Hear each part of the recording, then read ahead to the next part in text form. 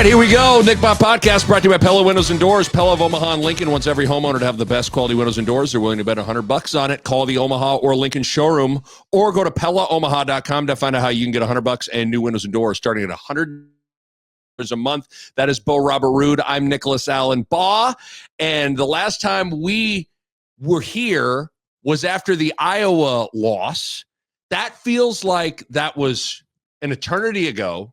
And it also seems like 8,000 things have happened since that point. We're going to try and tackle a lot of it. Doesn't it feel like that was a long time ago? Well, I think it's because so much has happened. Yes. That's the right. I mean, it's like every single day there's like 20 new stories. You know? I know.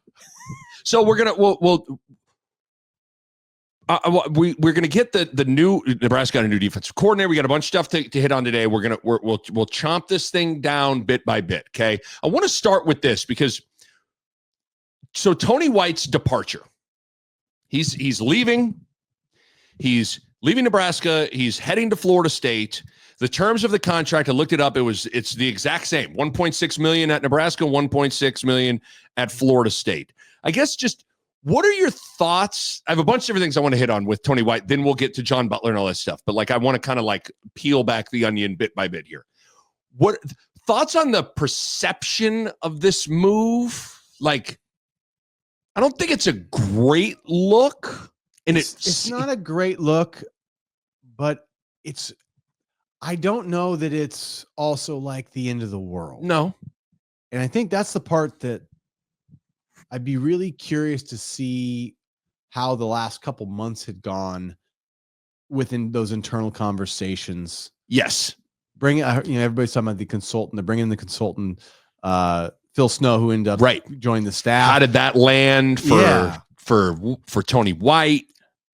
Yeah, because at the end of the day, this is however you want to look at it, feels like it's a lateral move. You're going from at a power conference to defensive coordinator in a power conference, on paper raise. He talked about Tony White, or Matt Rule said Tony White wanted to get back closer to his family. Now, apparently he was born in California, but he moved around a lot, but he does apparently have some family there. I'm with you in the sense of, I wonder what the last couple of months were like. Did things get icy and dicey between Rule and White with stuff? Because I will say this. We all talk to people. The one thing I've heard about Matt Rule is I've heard he is a micromanager to the umpteenth degree. Yeah. And while micromanaging can sometimes be in the eye of the beholder, while some people view it as I'm helping you, other people view it as dude, do you not trust me to do my job, whatever.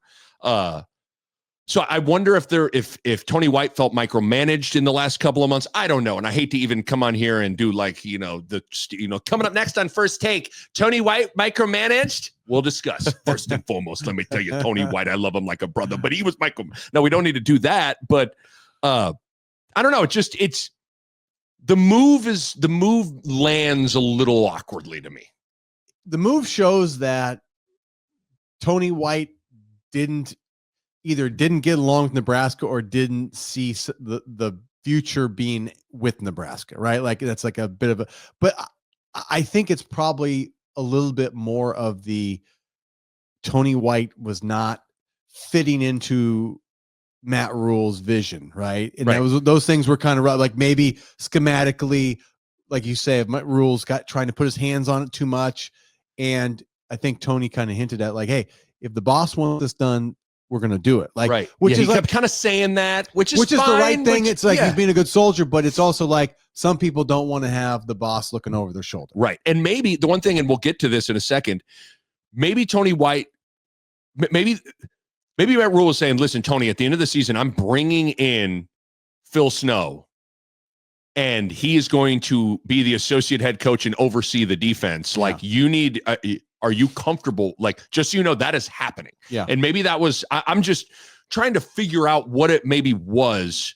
Because I think it doesn't seem It's just, I figured someone tells me before the season this is going to be Tony White's last season at Nebraska. Wouldn't have been surprised. Yeah. But I would have thought it would have been for a head coaching job somewhere, not a defensive coordinator position at a school that was struggling and their head coach is now on the hot seat going into this year. Yeah, that's why it's a very, very lateral move, because the situation there's maybe less stable than even here. So, but here's what's interesting. So they bring in just drew a blank from the Bills. John Butler. John Butler. So Yep. they got John Butler. They've got Phil Snow. Yep. Butler's the DC. Phil Snow had always been Matt Rule's DC. Temple, Baylor. Yep. Carolina. A lot of people rave about him. Says he's a really good defensive coordinator. I've heard the same thing. And so now his role is what? His title is associate head coach. Okay. But to me, my guess is he's basically going to, I mean, I don't understand why you bring in Phil Snow and not have him basically run the defense. Now, you would understand how the ins and outs work. Can someone kind of be in charge of the defense, but there's that, like, could Phil Snow be basically the head coach of the defensive head coach, but John Butler's the defensive coordinator? So this is what's interesting. Is I'm wondering exactly how this role works. I know. I'd love to hear. He's not defensive associate head coach. Like, he's the associate head coach.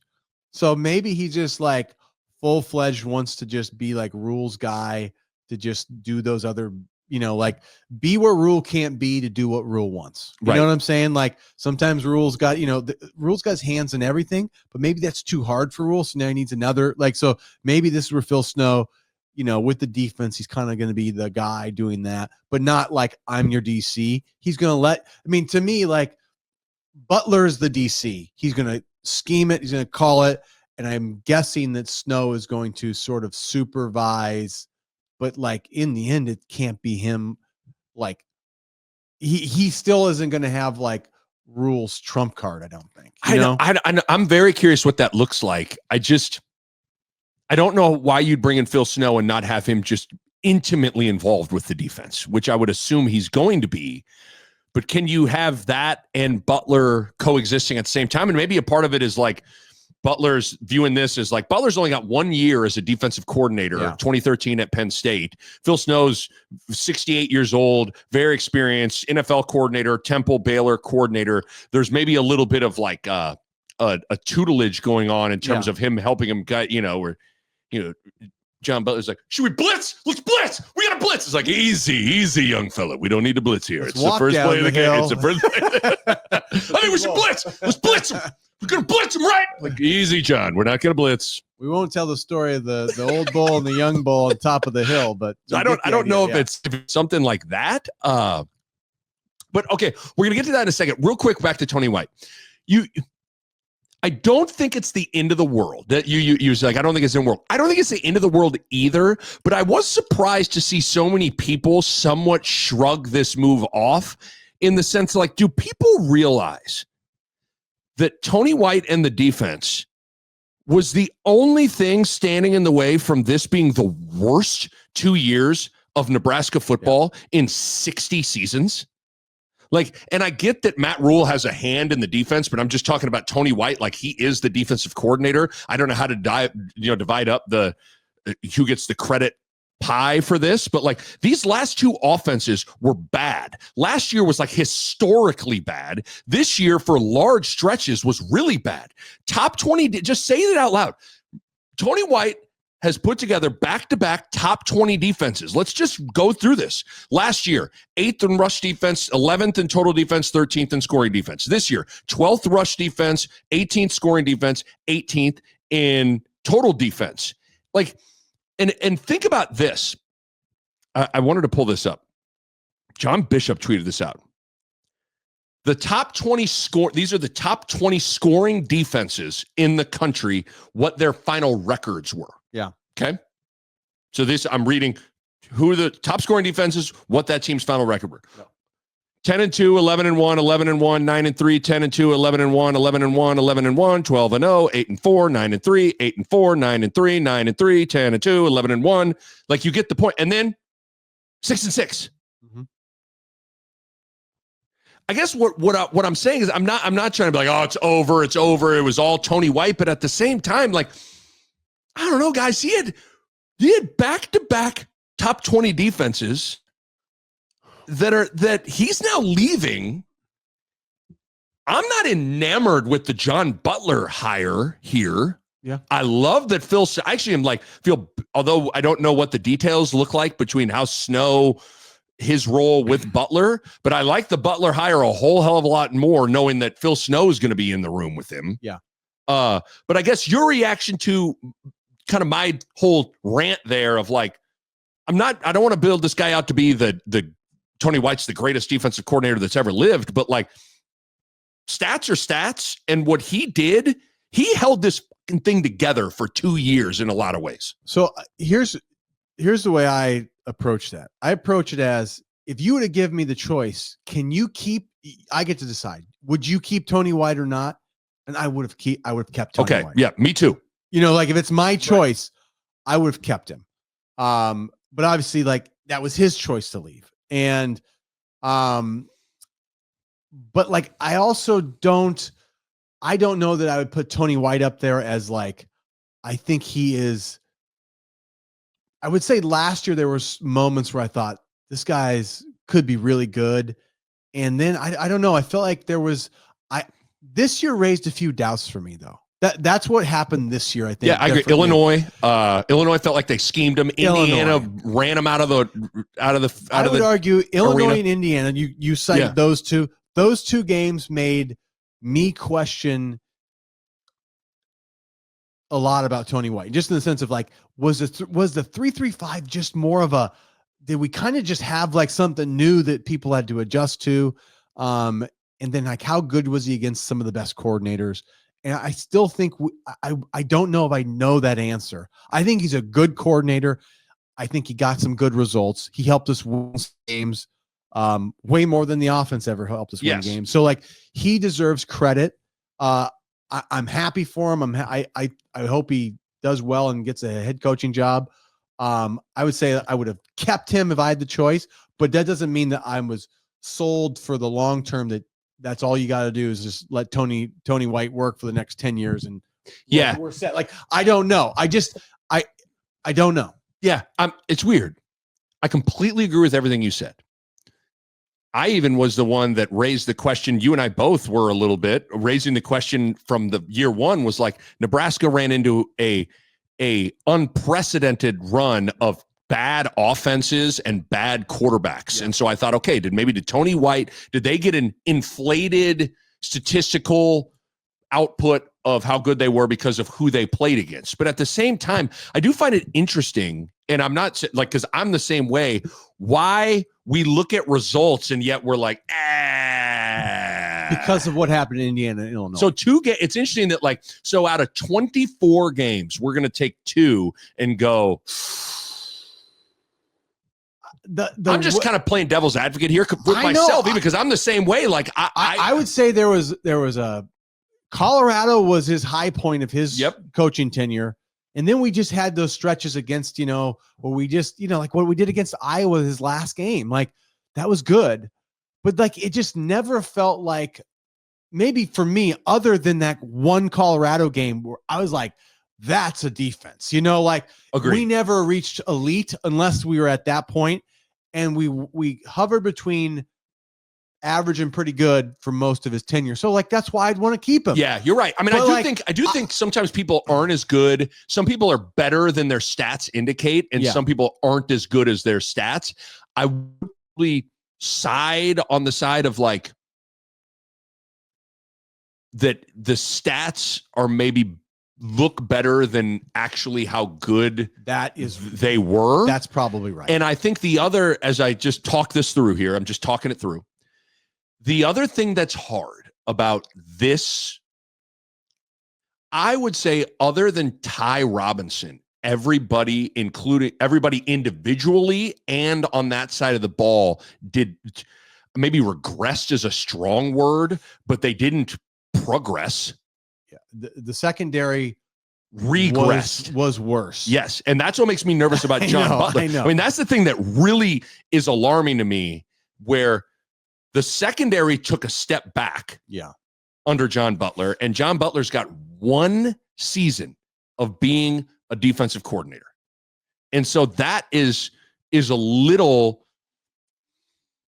I don't, let's just go there. Let's go to the Butler hire. Okay. Because Tony White out, Terrence Knighton out, falling to Florida State, and then Garrett McGuire also is. I was going to say something, but he's going. I think he's going to Texas Tech. His dad's at Texas Tech, right? Yes, correct. But John Butler. Tell me what you really think. I mean, it's hard. I think everybody. I don't know how you're not. Listen, what he did with Buffalo in that secondary is impressive. Like, 6 years coaching in the pros, and had very good. Well, longer than that actually, because I guess he was for Houston. He had 4 years at Houston, and then 6 years at Buffalo. So I mean, you got a decade coaching DBs, and especially at Buffalo at a high level. Okay, so can't take that away from him, and that is impressive. I think. What's hard is now he did. I mean, keep in mind, John Butler joined the staff in July. It can be challenging to join the staff in July and you have a room full of kids you don't know in a defensive system that you're not, maybe wedding.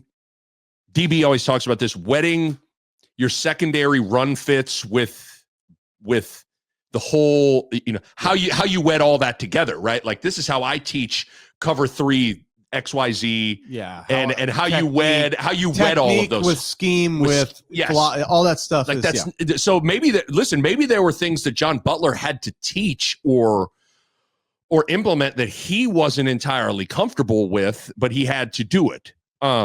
So I guess what I'm saying is it wasn't just a perfect scenario for him to walk into, but at the same time, results are results. And anybody that watched, now it doesn't help that Tommy Hill's foot got hurt in the middle of, or, a couple of games into the season or whatever. But that secondary took a step back and not just kind of a step back. Like, I thought they became like, there were some people that thought heading into the year, it was like defensive line, secondary, like 1A, 1B strength of the team. And I got to the point where, like, to me, the secondary was the clear weakness of the defense. Yeah.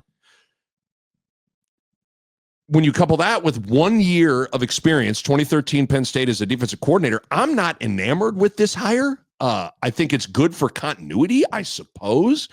I know I was one of those people that to me, when you have all the resources, you can go pay a coordinator $2 million if you want to. Like, go swing for Jim Leonard. Call the Denver Broncos and say, $2 million, you in? And maybe Ruud did. Ruud did that he was vetting outside candidates. I think if he felt like he wanted to be Butler, I don't know why it. Now I'm certainly contractual stuff takes a while. It's weird that if Butler was going to be the DC, why and Ruud was completely sold on Butler being the DC, why wasn't this named right away? I don't know. I mean, sometimes I don't know if you have to run a process or sometimes you do. But where are you at? Like, I'm not in love with the John Butler defensive coordinator. I just don't know. It's amazing how little anybody spoke about him this year. So, like, I just don't know enough about him and, what's his philosophy? Is he a 3-3-5 guy? Is he Buffalo wasn't running that. I mean, they were a 4-3 team. And, or does Matt Rule, even if John Butler isn't typically a 3-3-5 guy, does Matt Rule want to still run the 3-3-5? Because real quick, I think Matt Rule said in his press conference that he wants to keep the defense the same.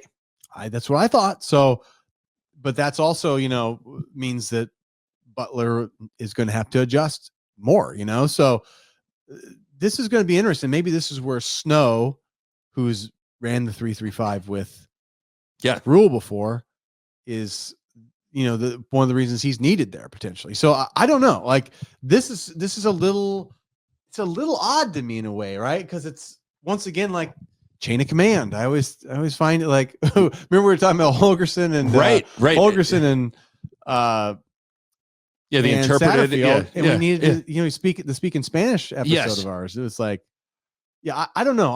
I'm interested, but I just there's too much unknown right now with Butler to be like, I'm excited about this or I'm not. I just don't know. It's like he needs to get out and have one game of a couple weeks to practice, but really it's like it's spring ball install, something like that's going to be his mark more than anything. I mean, keep in mind, in some ways, we shouldn't be too terribly surprised. There were a lot of people that thought that Butler, when he was hired in July, that a lot of people thought, okay, Matt Rule just hired the heir apparent to Tony White to be the next defensive coordinator, because that's why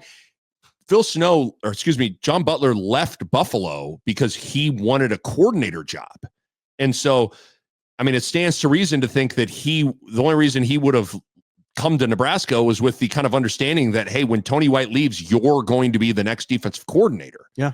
And you know, the transfer portal being open now probably expedites like the whole process of like, you needed to get a defensive coordinator. I mean, how do you even go recruit in the portal anybody of note if you don't know who your defensive coordinator is, you don't know who your line coach is, you don't know, like, you needed to go get somebody in place as soon as possible.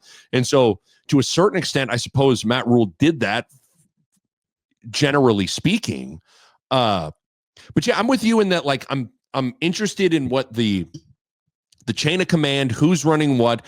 Basically, the biggest thing I think I'd want to know is, I'd love to, if Rule ended up, like, can you lay out exactly how you envision Phil Snow's role being? What are his day-to-day duties going to be? What is he going to be handling most? Yeah. And so I will say this. When I saw the announcement that it was Butler, I was kind of like, ugh. But then when I saw Phil Snow was coming, and then when I thought about it more, here's where I've landed with everything. I think what we may is a scenario where it's like Dana Holgerson is in charge of the offense, Phil Snow and John Butler are in charge of the defense, and Matt Rule can truly just be like the CEO of it all, which I actually think is where he is at his best. Like, so far, 2 years into this thing, he strikes me as someone that those are his strengths. Overseeing it all, relationship building, all those sorts of things.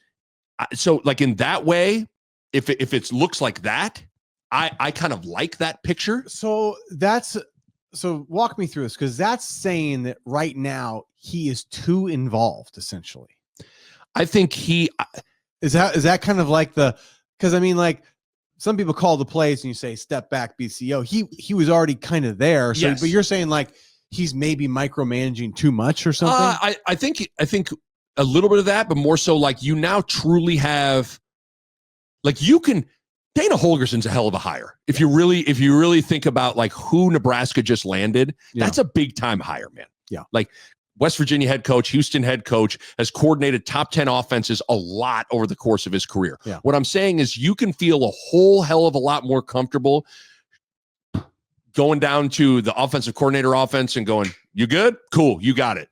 With Dana Holgerson in that room than Marcus Satterfield in that room, given his lack of track record and lack of experience of really coordinating at a high level. You then can go down to the defensive coordinator room, and you have a guy that has been your right-hand man in Phil Snow. At least he is going to be like, he can be involved in that.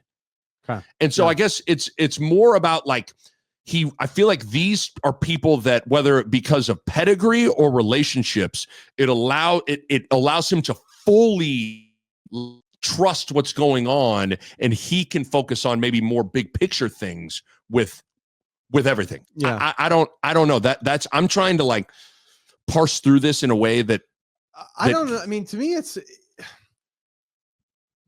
I don't know. I mean, it sounds like, what I don't understand about that maybe is that, like, what was he doing then last year? You know, like, isn't that what he was doing?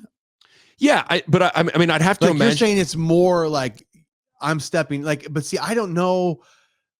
Like I do want my head coach to know what's going on. I do want him to. So I think what's happened is the Phil Snow thing is what's throwing everything off. Because you're like, is he the defensive? It's I guess that to me is all this is we don't know what he's doing, because that makes you're almost saying he's doing what Rule used to do, and then Rule will do something higher. Well, no, I'm saying, but I don't think Phil Snow's going to have anything to do with the offense. Would be my not say anything, but I don't know why Phil Snow would be intimately involved in the offensive side of things. Yeah, when he has been his whole career, he's a defensive coordinator. Yeah, it's a little. I'm trying to I'm trying to connect the dots and read between the lines in a way that paints a clear picture for me to feel excited about how this is landing. But see, to me, it's because I don't know the Phil Snow. To me, to be honest with you, one of my first or second or third thoughts when I was like, okay, if you're going to hire Phil Snow, just hire Phil Snow. Why do you That's why he's not if Butler's the coordinator, you just got to assume he's Holgorsen. You got to assume he's Holgorsen until he's not. We thought that Holgorsen was going to be him and Satterfield, maybe Holgorsen down there was on the sheet just looking at his thing, calling play. You know what I mean? Right. He took it and he went with it. When you get the title, that's how it usually works. Agree. And so the whole Phil Snow is going to be anything other than But why have Phil Snow? Why hire Phil Snow and not have him be intimately involved with the defense? Well, he will be, but the degree of and the role of that is what we don't know. It's I don't see it as co-coordinators, or maybe somebody will have to explain this to me, how you make that work. But to me, it always functions somebody's got to make the decisions. Agreed. And you got to have it set like that. So I don't love these moments because well, what do you think? I feel like I'm giving you what do you think about it all? I'm giving you I feel like I've thrown a lot of how does Butler DC, Phil Snow associate head coach, how do you see all that? I just don't know how Phil Snow functions in terms of what is his role. I don't know. And so it's it's a weird role. It's like a new role. It's not a normal role. Right. So it's part of this change of we can add more coaches than we used to be able to have, where it used to be these are the amount of coaches, they do these things, and everybody knows that. Right now, you're basically well, what if we just put one more in there? Well, what's he do? He's a real coach, but what's he do? We don't know yet. It's well, what is that? I know, and especially when that person's pretty high up. It's one thing if you're head coach. It's one thing to hire Brett Maher to help out with the kickers. Correct. It's another thing to bring in Phil Snow with the title of associate head coach. Yes. So Mickey was going to be, Mickey Joseph was going to be wide receivers coach and assistant head coach, which is big time. Yep. Big title bump, pay bump. Mickey's going to be the greatest recruiter in the world. That role was defined because he had a position coach role with it. Phil Snow doesn't have a position coach. So I'm well, I don't want to say he's just overseeing the defense, because you can't oversee the defense if you're not the defensive coordinator. Yeah. And maybe that's why it's but weird. Doesn't it seem like a fairly safe assumption that but that's not what an assistant head coach does. An assistant head coach is it's the number two guy doing all the things Matt Rule wants on both sides of the ball done that maybe he, defers to him. But I hope there isn't, and some people have gotten annoyed with, because there's been a lot, this has been the line du jour over the last couple of months of too many cooks in the kitchen. I hope there isn't a too many cooks in the kitchen thing here, where I hope as we talk out, we're just talking this out. If you coaches meeting, it's Matt Rule's got to see at the table, obviously. Phil Snow's got to see at the table, obviously. Dana Holgorsen's got to see at the table. John Butler's got to see at the table. It's a lot of guys. Butler's I'm the fucking defensive coordinator. Yeah. Holgorsen's listen, man, I got this offensive side thing. I don't even I'm Dana thing Holgorsen. Okay. Phil Snow's well, why am I I'm here I've been with this dude pointing a rule here. I've been with him forever. Carolina, Temple, Baylor had the number one defense in the Big 12 when I was at Baylor. I gotta say, yeah. And then Matt Rule's the head coach. Like I'm curious how that all. But you're right. The big thing is, what is Phil Snow's role? I mean, I'm just off the top of my head, I'm just thinking about how practice function. Rule can be watching the offense or the defense when they're broken up, like, and vice versa, right? Like, so like you always have one person watching each side of the ball, or, you get more people like intimately going to each position group, overseeing things, right? But yeah, I don't know unless they talk about like him being able to incorporate into some sort of like coordinating position of it, then it's just like he's got to be like Rule's right-hand guy, essentially. But it's just interesting on what is that even? Okay, you're the right-hand guy. What kind of tasks or things are you tackling as the right-hand guy? I'm just fascinated with what that would even look like. I mean, I think sum it up the most simple way is like, it's like what Rule does. Like, you're in charge of everything. Every little problem, somebody's got to be on it. Right. And it's just somebody that can help out there. I just, my, and this is a long Malcolm Gladwell blink, just take on. So my take on Rule 2 years in watching him coach is he is more of Bobby Bowden than he is Tom Osborne.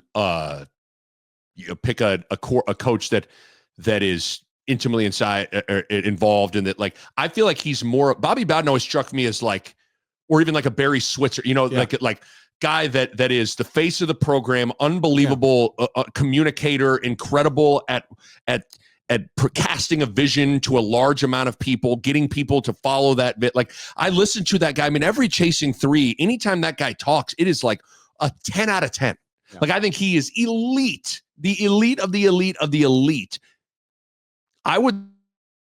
That's how I view him. And to me, getting a lot of coaches underneath him at the second in command, I think helps amplify that. Okay. Actually, does that make sense? Yeah, do more. Yeah. I see. I think I know what you're saying. I guess that's just, and maybe this, so I'm filtering it through like how my first 2 years impressions of Rule are, I think from like pure coaching standpoint, it's a little far.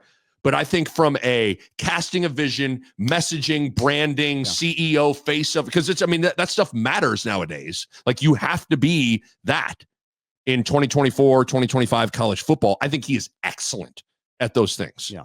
And I think maybe getting Butler, Snow, and Dana in to get in the trenches of those that will help him. Yeah. Maybe. I don't know. But it'll be interesting to hear more about Phil Snow. Terry Braden, what do we think coming from the Chiefs, coming right? from the Chiefs. Yeah. So he's an assistant defensive line coach for the Chiefs. He spent 8 years. This was his 8th year with Kansas City. So just reading up on him. So prior to joining the Chiefs, Braden served as a quarterback graduate assistant at Bethune-Cookman in 2016. He spent the 2014 season at FAU as the quality control special teams coach before he was a high school coach and athletic director in Florida. He was the youngest head coach athletic director in the state of Florida at age 24. That's pretty amazing. Yeah. He's from Florida. He played 3 seasons at Howard University as a quarterback. Yep. Before he transferred to Tuskegee University, where he was a quarterback for his final 2 seasons. I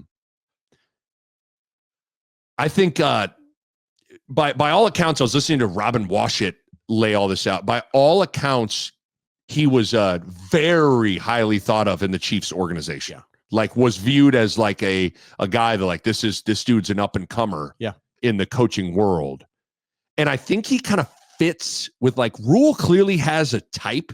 You're like, what's your type? It's like, man, give me a blonde, 5'6". I don't know why I'm Jack Nicholson here, but Rule's got a type for, he loves in certain spots to have either former players or guys that have high level NFL experience, whether that be like Terrence Knighton as a player or now Terry Braden as a coach. I think dangling that NFL card is something. John Butler, Bills, Coach Chris Jones and with the Chiefs for 6 years. We won how many titles now? Yes. Right? Like that's will play well with high school kids. Agree.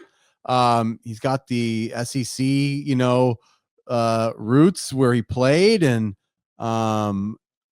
where he's coached. Florida, I mean, I see him as a guy that they're going to expect to go get some dudes, players, right. And I think that's, you look at that defense right now.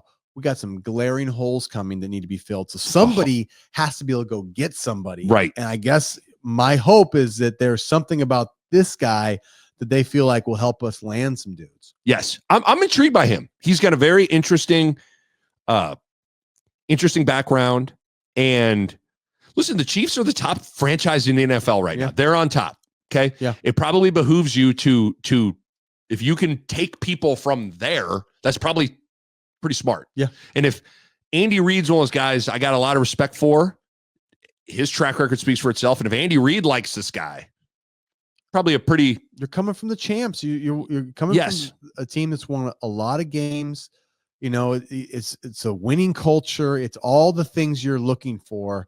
So yeah, and like I say, this is somebody well thought of. It's going to be interesting to see him. I mean, new wide receiver coach, DeKel Shorts. He's the wide receiver coach at Kentucky.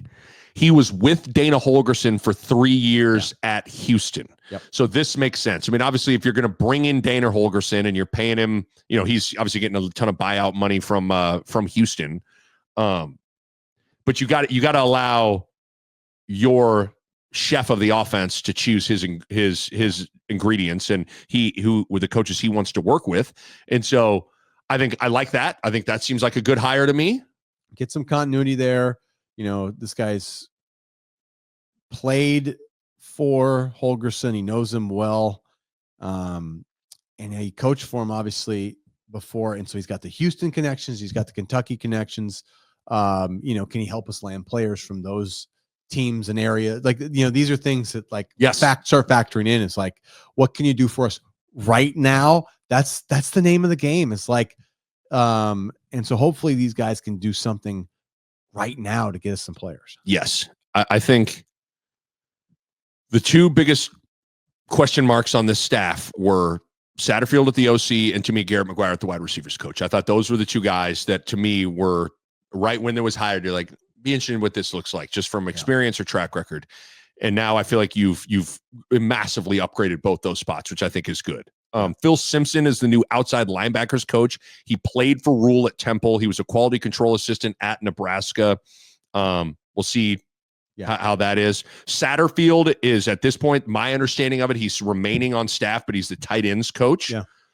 And so I guess that now is the staff is full, but we still don't know what's going to happen with Ed Foley and at special teams and EJ Barthel at running backs. Yeah.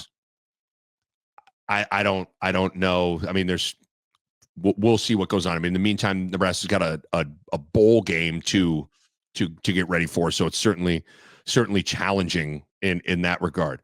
All right. Before we wrap up part one of our part two here, pods here, anything with the hires? Because on part two, we'll get into, all the different portal entries. We got a bunch Nebraska, what we think about the Boston College matchup, any parting shot. It was interesting. This has been fun. Like talking this out. I didn't realize how confused I was about Phil Snow. I'm still confused about I don't know if what we solved. I don't know what he doing there. I don't know if we solved anything, but I feel like those are all valid questions. Though it's a little confusing. Yeah. It's a little confusing. It's this new era. The new era. There's just so they're changing the roster size. They're adding coaches. It's different. Yeah, because you now. I mean, some people could now. I mean, I guarantee you, Phil Snow is like, I ain't recruiting. Certain guys are. You could literally have like a coaching staff. And a recruiting staff. Now, some of the coaches have to like kind of get involved with it, but like, I think that you can have unlimited assistant coaches. I mean, think even what happened with Dana Holgerson, that wasn't possible a couple of years ago. You couldn't bring in without firing somebody. Yeah. It wasn't possible to just bring in somebody off the streets and have him holding a clipboard 2 weeks later calling the plays. I guess we didn't talk about it. It is nice that you assumed it would happen, but nothing's ever done until it's done. I mean, Holgerson getting a 2-year deal, locking him in is huge. I said it. I've kind of come full circle on Holgerson. I wasn't sure about like a spread offense guy, but like I thought he showed enough signs of life with an offense that appeared like, who's the doctor on The Simpsons? Not Dr. Nick, but who's the time of death? Oh, Dr. Hibbert. Dr. Hibbert was like, Nebraska offense, time of death, October 18th. Like they seem dead. And he kind of resurrected him a little bit for them to score 40 some odd points or whatever they did at Wisconsin. Okay, that's part one. Part two, we got a lot of portal entries to talk about. We got a pinstripe bowl to break down and a bunch of other things. So that's part one. Stay tuned for part two. A Hurrdat Sports Network production.